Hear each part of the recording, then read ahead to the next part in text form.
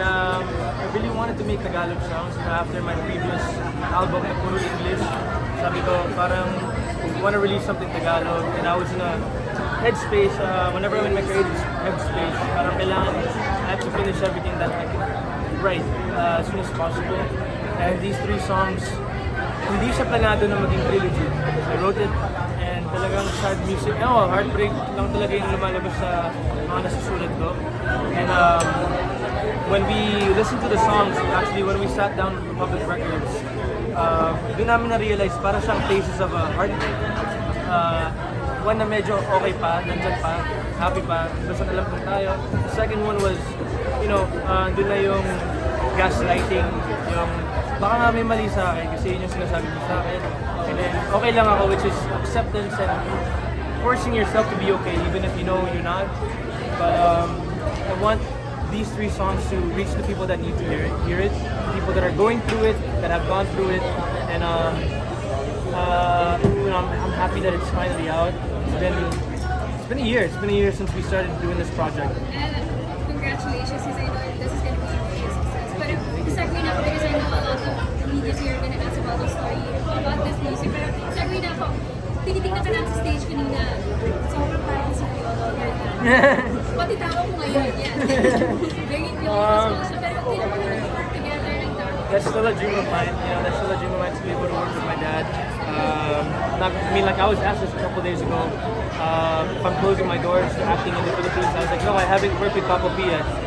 So hopefully we get to make that happen. And you were very supportive of his Of course. I was there at the premiere. I'm honestly impressed with my dad. Sabi ko nga sa kanya, joke ko sa kanya, breakout star ka ba ng panahon ngayon? Kasi he's doing so much. He did theater last year, he did Malyari, he did Ibarra, Malyari, Gumbursa, and now he's doing this movie, Moto, and it's honestly like Piolo that I've never seen before, and it's so different from what I've gotten used to seeing of my dad. And as a creative, it makes me want to venture out and do other things that are not mainstream, that are not pop culture. And I personally have Muslim friends as well, so for him to portray, a character like that, it was something that made me feel excited to show to my friends, and representation, and some things need to be heard, and even movies like Gumbursa, Malyari, these are things that even if it seems negative and dark, not negative, excuse me for that, dark, it's still part of Philippine history, and we don't see these type of movies very often, and it makes me want to, do some stuff like that. One last question for Iñigo Pascual. How does your dad feel about the music that you're doing? Napakinggan niya na ba ito? No, my dad's super supportive. Like I always say, every time I release a new song, he always tells me, send me all of the pub mats, all the stuff that he can post to help me, get the word out there. Super supportive, and he actually wanted to be here tonight, but he's taping for Camila Sagrado. So, I am grateful for him. Even if he's not here tonight, I know that he would want to be here. Did you get any advice from your dad pagdating sa Wala eh. Kasi my dad, wala. My dad is very, he lets me be, he lets me have my own experiences. He never lets me I don't have, wala siyang set of rules for me. So how do you do with the heartbreak? Sulat ako ng kanta. For me, iba-iba eh. Sa tagal kasi sabi mo parang natin muna para makapromote. Hindi, because I honestly, I did try to write sad songs when I was heartbroken. And sometimes it just feels wrong when you're writing sad songs when you're heartbroken kasi feeling mo hindi tama yung describe mo. Parang hindi mo masabi yung tamang words, tamang message when you're actually going through it. When you're going through it, it's hard to describe what you're feeling. But when you're okay already, pag okay ka na, alam mong clear na yung utak mo, doon mo masasabi, okay, pwede ko nang balikan yung emosyon na yun. At alam ko masasabi ko yung ano yung naramdaman mo na tayo. What makes Iñigo Iñigo?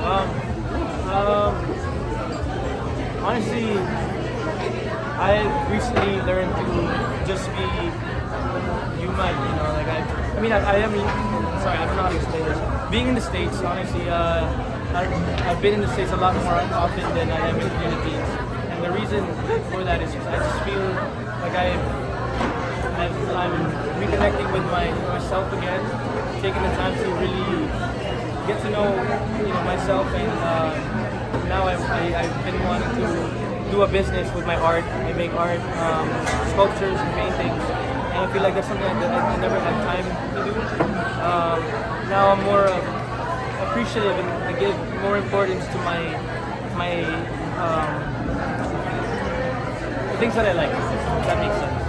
Among the songs, Iñigo, ano yun doon yung pinaka naging emotional ka habang sinusulat mo since lahat to masasakit? Lahat naman sila. Because I mentioned it earlier, whenever I write my songs, I leave it unfinished. I think either the bridge or a verse unfinished. And the reason for that is because I like to immerse myself. When I'm in the studio, I get to finally, you know, give it all in. I like to finish a song when I'm there. So a lot of times, with these 3 songs especially, I ended up, you know, tearing up a little bit in each song. But siguro, pinaka naging emotional ako yung okay lang ako. Iñigo, I hope you answered this question.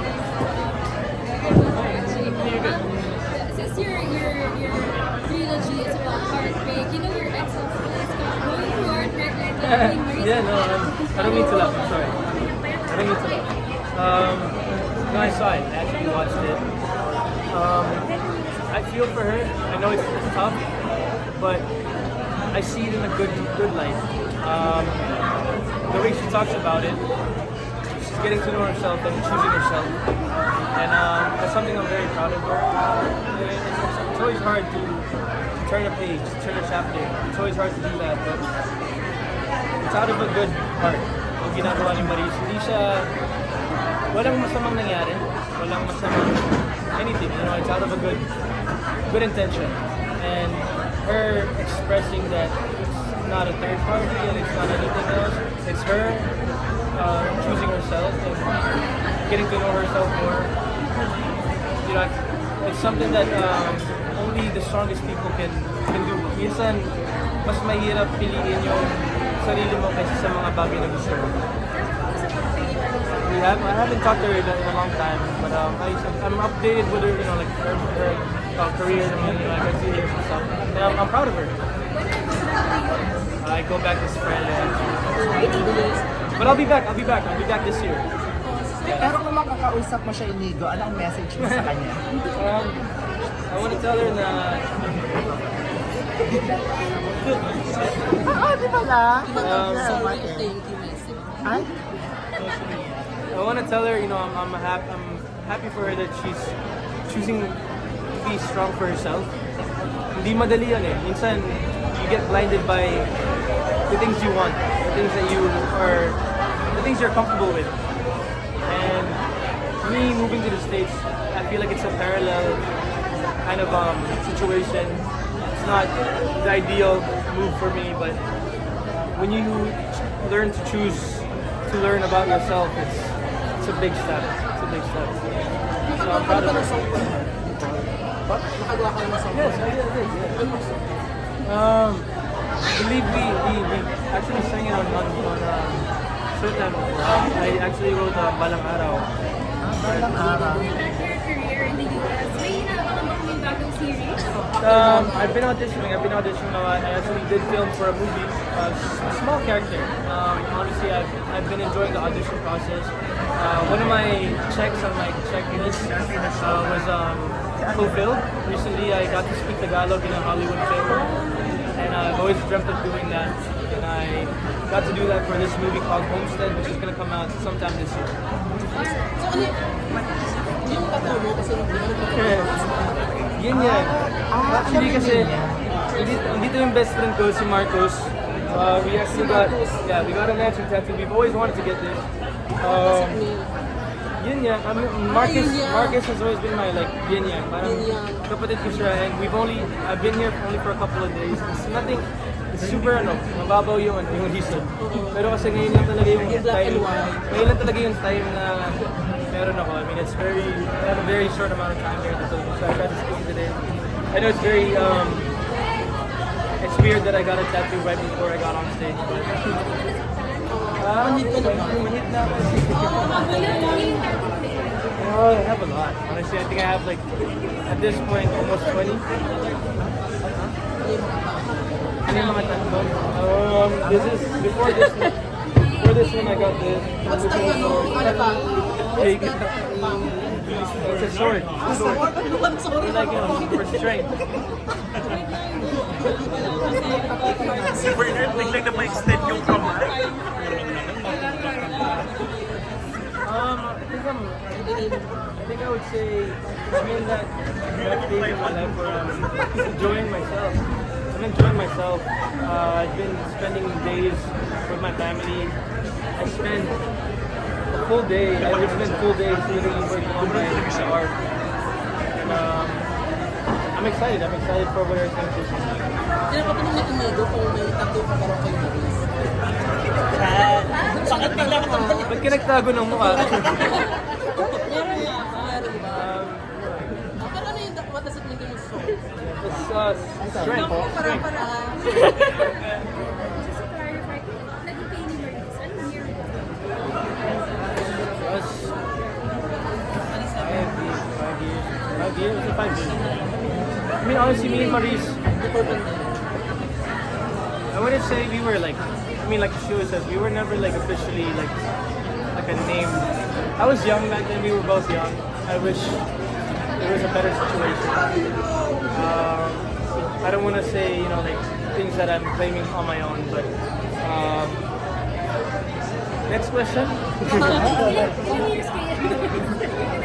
Is an album on the way? A full album? Is that gonna come out? I'm also working on it. Yes. Working on it. If ever you're gonna write more, or you're gonna write it personally or Oh, yes. I collaborate? think I'm honestly, one thing that I'm really grateful for is that I've reached a point in my career where I'm given the space and the opportunity to be more vocal and be more open to having my own voice in terms of creative process. I feel like a lot of artists go through that. Simula, binibigyan ka ng mga kanta na kailangan mo kantahin, and then you reach a point where you get the space to, write the songs for yourself. Any dream collaboration? I'm a big fan of Janine Verdine, Jada as well. Nakakatawa yung OPM ngayon, daming singer, songwriter. All of them are songwriters, and so it's amazing to see how far it's come. Billboard is back, and We call it back. We call it the Jada because she's here.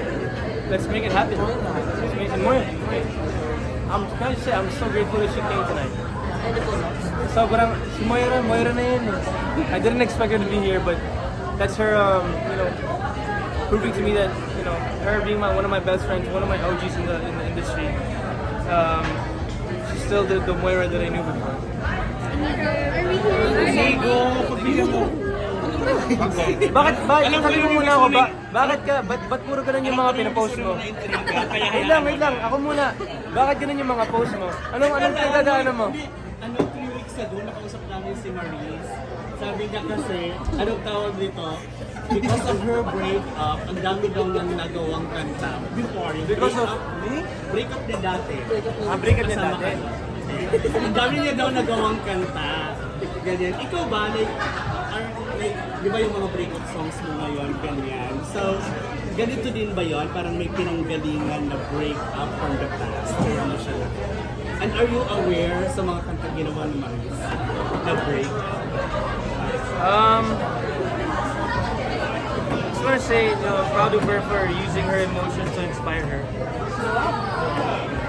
Pero aware ka sa iba doon, sa kumpanya? Ha?